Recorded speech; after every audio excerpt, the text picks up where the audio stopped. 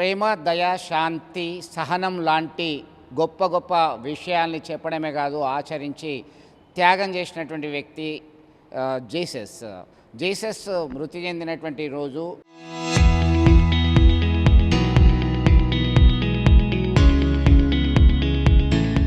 దీనిలో భాగంగా గుడ్ ఫ్రైడేగా పలు కార్యక్రమాలు నిర్వహించారు.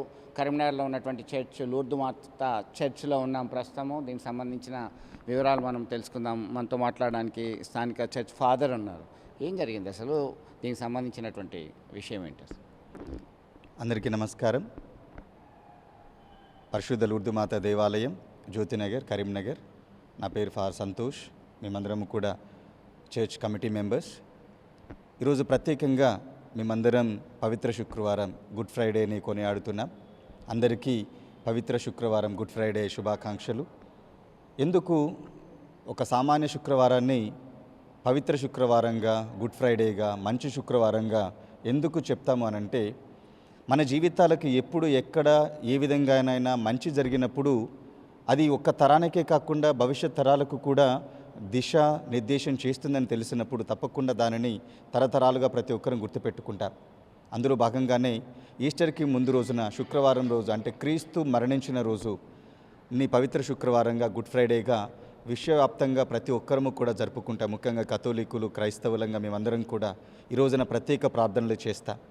ఈరోజు ఉదయం నుంచి మేమందరం ఉపవాసముతో ఉంటూ ఈ రోజంతా కూడా పవిత్రంగా దేవాలయంలో క్రీస్తు మరణాన్ని స్మరణ చేసుకుంటూ, ఆయన చేసిన ప్రతి త్యాగాన్ని, ఆయన చేసిన ప్రాణత్యాగాన్ని మేము గుర్తు చేసుకుంటూ, ఆయన పంచిన మంచిని, మరి మనుషుల్లో ఉండవలసిన మంచితనాన్ని, మానవత్వాన్ని ఒకరికొకరు గుర్తు చేసుకుంటూ, ప్రోత్సహించుకుంటూ ఈ రోజంతా కూడా మేము మంచి కార్యక్రమంలో పాలుపంచుకుంటాం.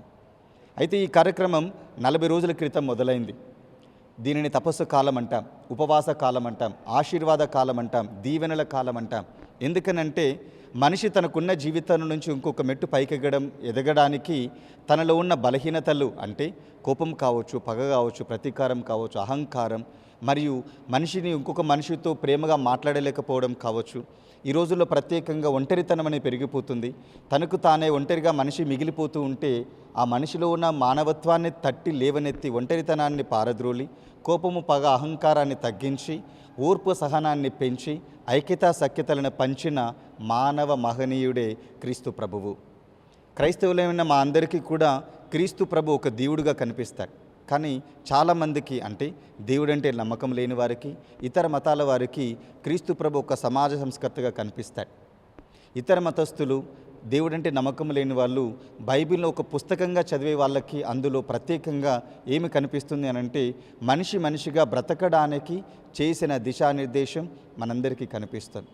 అందులో ఒక మనిషి తలుచుకుంటే ఏమి చేయగలడు, ఇంకొక మనిషికి గొప్పనైన ఉదాహరణగా నిలవగలడు, ఇంకొక మనిషిని బ్రతికించుకోగలడని క్రైస్తవ విశ్వాసంలో క్రీస్తు ప్రభు ప్రతి ఒక్కరికి కూడా. ఈ రోజుతో ఈ కార్యక్రమాలన్నీ ముగుస్తున్నాయా? ఈ 40 రోజుల నుంచి కార్యక్రమాలు కొనసాగుతున్నాయి కదా, ఇది ఫుల్ స్టాప్ అయితే ఈ రోజుతో ఉపవాసములు ముగియవు, రేపటితో ముగుస్తాయి. ఎల్లుండి క్రీస్తు ప్రభు యొక్క పునరుత్థానం, అంటే ఈరోజు మరణించిన క్రీస్తు తిరిగి 3వ రోజున పునరుత్థానమై లేవడం, ఇది మనుషుల్లో ఉన్న చెడుకు చచ్చిపోవడం, మంచికి లేవనెత్తబడి, అంటే జీవంతో తిరిగి బ్రతకడం.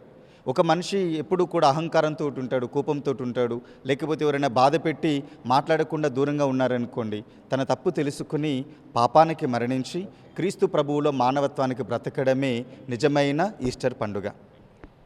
సో మొత్తం మీద దుర్మార్గానికి సమాధి కట్టి మంచికి మార్గం చూపేటువంటి ఈ 3 రోజులు ఉత్సవాలు నిర్వహిస్తున్నటువంటి పరిస్థితి కనబడుతుంది. 40 రోజుల పాటు ఈ ఉపవాస దీక్షలు కొనసాగి దివ్యకాలాన్ని అనుసరిస్తున్నామని చెప్పి వారు వివరించడం జరిగింది. ఎట్లా చూస్తారు దీనికి సంబంధించి? అందరికీ నమస్కారం. ఈరోజు ప్రపంచవ్యాప్తంగా మరియు భారతదేశ వ్యాప్తంగా క్రైస్తవులందరికీ పర్వదినం. ఎందుకంటే ఈరోజు క్రీస్తు మరణ మరియు శ్రమలు ధ్యానిస్తూ ఉన్నాము, ఈస్టర్ పండుగకి సిద్ధపడుతూ ఉన్నాము. ఈ పండుగ యొక్క ప్రాముఖ్యత ఏమంటే, ప్రతి ఒక్క మతంలో ఏదో ఒక పండుగలు చేసుకుంటూ ఉంటాం. మనం ఫర్ ఎగ్జాంపుల్ చూసుకున్న దసరా అయితే అది ప్రకృతిని ఆరాధించే పండుగ.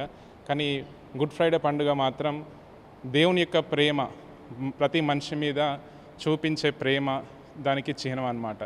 మనందరికీ తెలుసు, మానవుని జీవితం దేవుని ఇచ్చిన వరము. కానీ మానవుడు ఏం చేశాడంటే పాపం వలన దేవునికి దూరమైనప్పుడు మళ్ళీ దేవునితో దగ్గర అవ్వాలంటే ఎవరో ఒక రక్తం చిందించాల్సిందే.